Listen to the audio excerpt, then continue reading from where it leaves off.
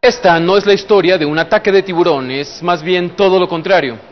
Comienza, sin embargo, con el encuentro cercano que tuvo Paul de Gelder, un buzo de la Marina australiana, con un escualo que le arrancó una mano y obligó a los médicos a amputarle parte de una pierna. A pesar de ello, halló un nuevo sentido en su vida como defensor de la causa más improbable. Paul es hoy el vocero de The Pew Environment Group y lucha para defender la vida del animal que casi toma la suya. Paul, bienvenido a Tiempo Real. Gracias por hablar con nosotros. No worries, mate. ¿Alguna vez imaginaste ser un vocero ambientalista? Not by any means, mate. I used to go out in the ocean and blow up bombs. That's my job. ¿Qué recuerdas acerca del ataque al que sobreviviste? It was a bull shark. It was in Sydney Harbour.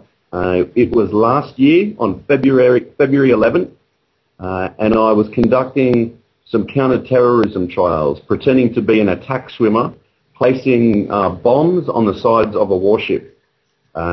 When I was making one of my swimming approaches, I was kicking on my back, and a shark came out of nowhere. I didn't see it, and bit onto my leg. I tried to poke it in the eye with my finger, but I couldn't move my hand. My hand was in the shark's mouth as well. So I tried with my left hand, and I couldn't reach the eyeball, so I tried to push its nose off of my leg, but that didn't do anything. So I tried to punch it. I made a fist, I punched it in the nose, and it was such a big shark it didn't do anything. I think it just maybe upset it a bit, and then it started shaking me all around like a rag doll. It then took me underwater, shook me around a bit more, and then we came back to the surface and I took a quick breath, and then we went back under the water again. And while we were underwater that second time, the shark took its bite and it got its flesh, and I was free. So I started swimming back to my safety boat, and the guys in the safety boat were driving towards me. And when they got to me, they pulled me straight out of the water. I didn't at that stage know how much damage was done to my leg, so I didn't look. The guys in the boat started swearing pretty badly, so I figured it must have been pretty bad. And I figured if I looked at the wound, I'd go into shock and I'd die. So I didn't want that to happen. Después de meses de terapia física para volver a caminar y a nadar, ¿por qué asumir una causa como la de la defensa de los tiburones? Well, I think it's the responsible thing to do. The Pew Environmental Group contacted me and asked me to advocate for them, which was a very humbling experience. To have the opportunity to speak on behalf of these sharks that can't speak for themselves and try and make a difference to the whole world.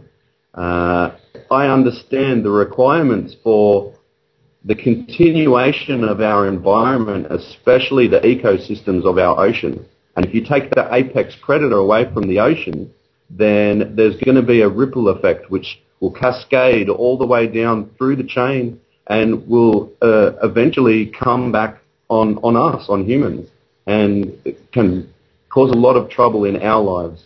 Paul, junto a otros activistas, acudió ante las Naciones Unidas en septiembre del 2010 para exigir que se tomen medidas para frenar la caza de tiburones y en especial la brutal práctica del finning, que consiste en cortar solo las aletas de los tiburones y lanzar el resto del animal, todavía con vida, de vuelta al mar. Se estima que cada año unos 73 millones de tiburones mueren de manera lenta y dolorosa debido a esa modalidad de caza. Mate, there are many reasons why we need to keep these sharks. The biggest reason that it is for me personally is because I think that as a humans of this world, we need to be responsible for our environment, and that includes the air and the ground and everything below the sea. Personally, I don't want to have to explain to my children or my grandchildren why there's no more sharks in the ocean, and we have to go to the museum and see them, just because people wanted to enjoy a bowl of shark fin soup. ¿Cuál es hoy en día tu relación con los tiburones? I have a very healthy respect for them.